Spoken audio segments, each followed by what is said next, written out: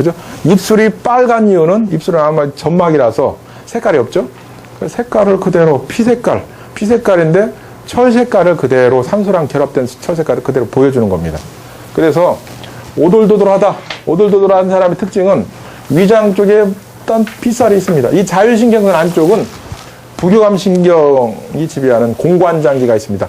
공관장기는 이게 뚫어진 파이프 같은 장기죠. 말하자면 식도, 위장, 그죠? 소장, 대장 이런 게 있습니다. 한마디로 오장육부 중에 이제 부에 속하는 쪽이 많은 거죠. 자, 그래서 이 부분이 위장 쪽인데 요 부분에 빗살이 있으면서 오돌도돌하다. 그러면 위장이 나빠서 빈혈이 있다. 위장이. 그죠? 위장이 나빠서. 그래서 얼굴만 봐도, 눈밑만 이렇게 열어봐도 알 수가 있고요. 손톱을 보면 스푼형 손톱이라고, 스푼이 이렇죠? 손톱이. 이렇게 들어가 있습니다. 이것이 이제 철분, 빈혈의 사인이라고 하죠. 근데 홍채를 보면 오돌도돌하고 위장에 문제가 있다라고 생각을 하시면 되고요.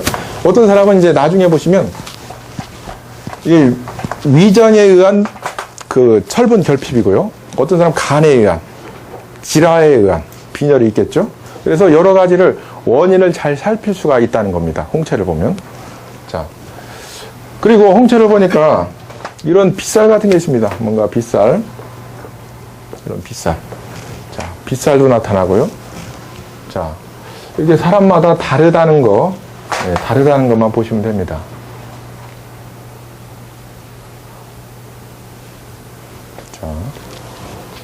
자, 이 홍채는 서양인의 홍채입니다. 서양인의 홍채. 자, 푸른색이죠. 푸른색이라는 것은 멜라닌 색소가 빠져 있다. 멜라닌 색소는 뭡니까? 주로 갈색이죠. 멜라닌 색소가 없게 되면 푸른색이 됩니다. 점점 누래졌다가 하얘졌다가 푸른색이 된다는 거죠. 자, 푸른색은 이렇게 생각하시면 됩니다. 하늘은 푸른색. 실제로 가보면 하늘은 아무 색깔이 없습니다. 바다 푸른색, 저수지 푸른색. 근데 실제로 물을 떠보면 뭡니까? 아무 색깔이 없지 않습니까? 빨주노초 파남보 가시광선 중에 푸른색 자체가 노이즈입니다. 푸른색 자체가. 사진을 찍다 보면 사진 테두리에 푸른색이죠? 그죠? 요런 게 다 가시광선 중에 푸른색이 노이즈가 잘 됩니다. 그래서 예를 들어서 색소가 없으면 대부분 홍채는 푸른색이 됩니다. 그래서 서양인들은 색소가 결핍된 북쪽으로 가면 저희 그 영국이라든지 스칸디나비아 지방, 스웨덴, 그죠? 노르웨이 다 푸른색입니다. 왜? 거기는 햇빛이 부족하기 때문에, 그죠? 멜라닌 색소로 빛을 차단할 이유가 없습니다. 근데 저 아프리카 가면 적도 지방은 홍채 색깔이 다 어떻습니까? 갈색이 충만한 갈색입니다. 갈색이 충만한 멜라닌 색소가 충만한 갈색입니다. 거기는 왜? 햇빛을 차단해 줘야 됩니다. 얼굴색도 어떻습니까? 멜라닌 색소가 꽉 차서 새카매지죠. 한국 사람은 그 중간이 되겠죠. 이제 온대 지방이니까. 근데 한국 사람도 베트남에서 오래 산 사람 보면 얼굴이 거의 흑인입니다. 흑인. 그죠? 멜라닌 색소가 생기는 이유는 뭐냐? 뭔가 피부암. 피부에 해를 막기 위해서 색깔이 검어지는 겁니다. 그래서 선크림을 열심히 바르고 다니다가 선크림을 안 바르잖아요. 그러면 그때 해가 팍 옵니다. 예. 그리고 가끔 얼굴이 한국 사람이라도 하얀 사람 있죠? 그 사람은 햇빛을 받아도 얼굴이 까매지지 않습니다. 빨개질 뿐이지. 그 사람은 색소가 결핍된 한국인입니다. 그죠? 그 사람들의 홍채는 주로 누렇거나 어떤 사람은 파란 사람도 있죠. 대부분 누렇습니다. 그것은 홍채 색깔이 고유하게 멜라닌 색소가 그렇게 결핍된 홍채다라고 생각하시면 됩니다. 자, 그래서 이렇게 나타나는데, 여기 보시면 이것이 이제 자율신경이라고 치고요. 이렇게 뭔가 독소가 있습니다. 색깔이 이렇게 나타납니다. 한국 사람들은 색깔이 나타나도 검게 나타난다. 검게. 왜? 우리가 물감을 칠해보면 압니다. 흰색 도화지에다가 노란색을 칠해버리면 노란색이 나오죠. 색깔이 잘 표현됩니다. 컬러풀하게. 근데 검정 도화지에다가 어때요? 노란색을 칠하든 뭔 색깔을 칠하든 더 진해집니다. 물감을 칠하면 같이 보태면 보탤수록. 빛은 보태면 보탤수록 하얘지죠. 그렇죠? 예, 그래서 이제 색소가 이렇게 잘 표현이 됩니다. 그래서 이 색소의 질 있죠? 어떤 걸 먹었느냐에 따라서 그 원소 색깔하고 비슷합니다. 나트륨은 나트륨 색깔, 그죠? 이렇게 색깔. 우리가 사실 당근을 많이 먹거나, 아니 귤을 많이 먹거나 그러면 얼굴이 노래지죠? 손도 노래지고요. 당근이 안 맞는 사람입니다. 카로틴 중독증이라고 합니다, 이걸. 그래서 카로틴이 예를 들어 비타민 A의 전구물질이요. 이걸 많이 먹었을 때 해가 되는 체질이 있습니다. 그죠? 어떤 사람은 고기를 먹었을 때 뭐 두드러기가 나는 사람이 있지만, 어떤 사람은 뭐 하다못해 현미만 먹어도 속이 깎인다고 하고 속이 피곤한 사람이 있습니다. 그 어떤 사람은 생선이 좋다고 하는데 어떤 사람은 생선 먹으면 생목이 오른다고 하죠. 다 사람마다 다르다는 겁니다. 그렇듯이 이 색소가 이렇게 퍼져서 소화기 정맥을 통해서 이렇게 번집니다. 바로 포이즈닝, 중독입니다. 이게 중독. 그래서 이 중독은 한마디로 소화기에 안 좋은 것이 들어갔고, 그리고 소화기 정맥을 통해서 그대로 몸에 흡수됐고, 그러면 이게 간으로 가죠. 소화기에서 간으로 갑니다. 바로 소화기 정맥을 통해서 이 장누수증으로다가. 그러면 간에서 해독이 안 되면 바로 그냥 온몸으로 그냥 들어갑니다. 간이 좋으면 해독이 돼버리면 안 생깁니다, 또. 예. 그래서 이게 생기는데, 이걸 이제 그 한방에서는 담음이라고 표현을 하죠. 담음의 그 가래음자. 한마디로 독소입니다. 그래서 담이 맺혀 있다. 예, 담이 돌아다닌다. 그리고 이게 만성적인 담은 어때요? 어깨를 굳게 만들기도 하고, 어디 장기에 붙어서 그 장기를 나쁘게도 하고, 담이 고여 있으면 그 부분이 굳어지고, 나중에는 어떻게 됩니까? 변형시켜버립니다. 자, 그리고 혈관을 딱딱하게 만들어 버리고요. 그래서 이 담음의 발생 장소는 그 비위가 되겠죠. 실제로도 그렇게 나와 있고요. 양방적인 소견 생리학에서도 병리학에서도 이렇게 되어 있습니다. 우리가 영양소를 소화시키는데, 예를 들어 탄수화물, 단백질, 지방을 소화시키는데 불완전 소화가 된다. 불완전 연소가 된다. 그럼 어떻게 됩니까? 불완전한 단백질, 불완전한 지방, 불완전한 그 탄수화물은 알러지 물질이 된다라고 분명히 써 있습니다. 그죠? 알러지.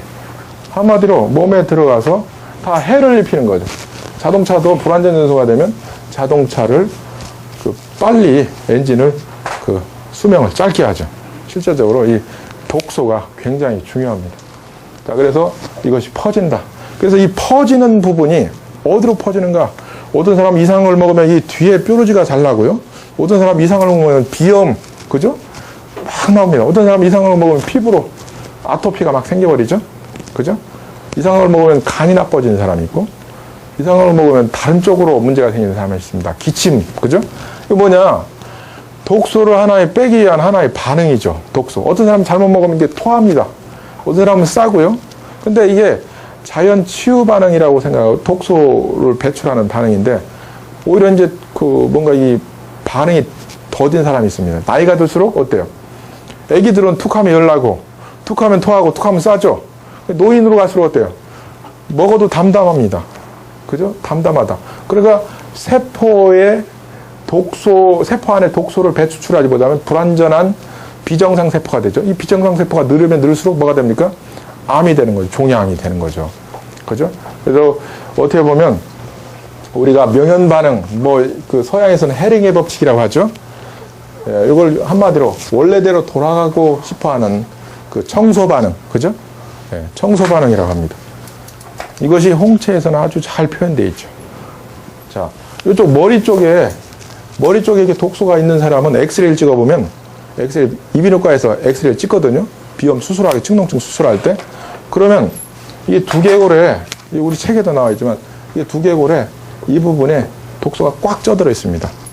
코 바로 부비강내 이 부분에. 홍채에서 이 부분이 까매져 있으면, 그러면 이 사람은 이 근처에서 나올 만한 구멍이 어디가 있습니까? 코 쪽이죠. 네. 점막을 통해서 주로 나오니까. 그럼 비염이 생기는 겁니다. 그리고 어떤 사람은 눈, 그러니까 알러지, 결막염 있죠. 눈이 퉁퉁 붓는 거. 그래서 이 사람은 음식만 조심해도 안 나옵니다. 그리고 간 기능이 튼튼해도 안 나오고요. 자, 그래서 이렇게 생깁니다. 자, 홍채가 이렇게 다양하게 나오죠. 자, 여기 보면 자율신경선 안쪽에 뭔가 파여 있고 하얀 솜같이 있습니다. 이런 것은 염증입니다. 염증입니다. 한마디로 뭔가 이게 진물이 나오고 있는 상황입니다. 그리고 이런 것들이 많으면 대장 내에 장누수증후군이 생기는 거죠. 장누수증후군. 한마디로 대장이 육모가 있고 이것이 그리고 이 대장 조직에 뭔가 영양분을 흡수하고 독소는 들여보내지 않는 시스템이 되어 있어야 되는데 이 부분이 다 열려 있어요. 독소가 그냥 들어오죠.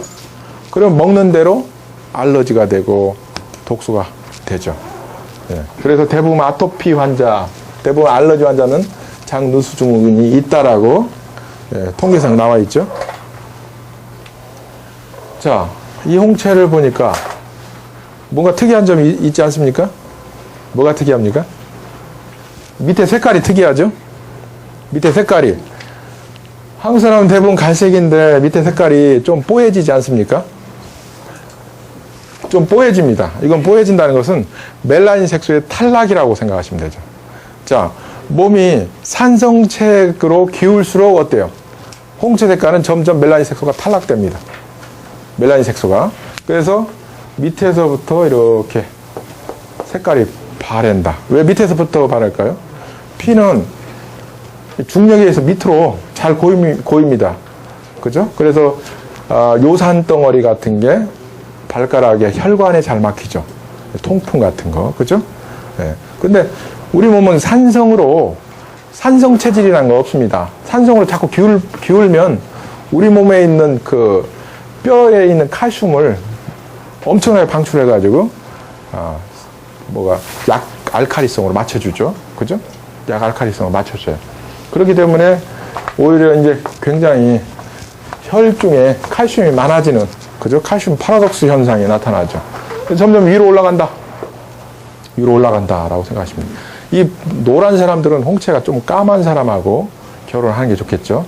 노란 사람하고 노란 사람끼리 만나면 어떻게 됩니까? 진짜 슈퍼 울트라 노란 사람이 나옵니다. 얼굴도 뽀얗고요. 근데 실제로 얼굴이 뽀얀 사람이 건강한 사람이 아닙니다. 피부가 뽀얀 사람들이 실제로 이 피부결이 탄탄하고 좋은 사람들이 건강한 거지, 피부가 뽀얀 것은 오히려 나중에 주름도 더 잘 생기고요. 예, 몸이 좋지 않은 거죠.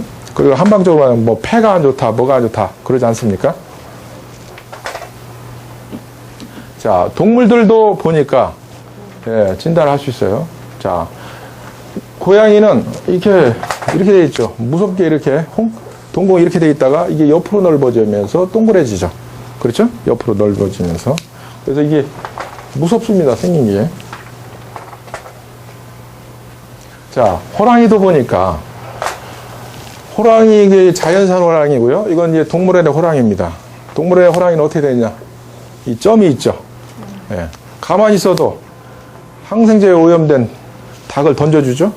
퍼즐로 엎드려 있어도. 그래서 운동 부족이다. 그래 비만. 우리가 집에 있는 강아지 비만이 많죠. 그리고 수의사들한테 물어보면 이 강아지들이 주로 뭐에 의해서 죽느냐? 종양에 의해서 죽는다고 합니다. 주로 암. 그죠? 자, 그리고 이 동물원의 동물들은 행동 반경이 굉장히 작기 때문에 우울증, 정신병이 걸려 있다고 합니다. 행동병이 수십 킬로, 수백 킬로가 되죠. 예. 근데 이 자연산 호랑이는 수십 킬로를 뛰어다니다가 일주일 만에 유기농 토끼 한 마리를 간신히 잡아먹는단 말이에요. 그죠? 그래서 홍채가 깨끗해요. 그죠? 병도 안 들고. 근데 이건 가만히 퍼질러 있어도 항생제에 오염돼. 옛날에 폐개닭을 보니까 가끔 먹다 보면 주사바늘도 꽂혀있는 것도 보셨죠? 예. 그렇습니다. 그런 걸 주로 먹고 산다. 그래서 이렇게 문제가 많다. 자, 이건 말인데요. 말도 원래 동공이 동그란데 동공이 확 쭈그러들었죠. 말은 사람이 주로 타고 짐을 실게 하고 그러니까 허리에 디스크가 잘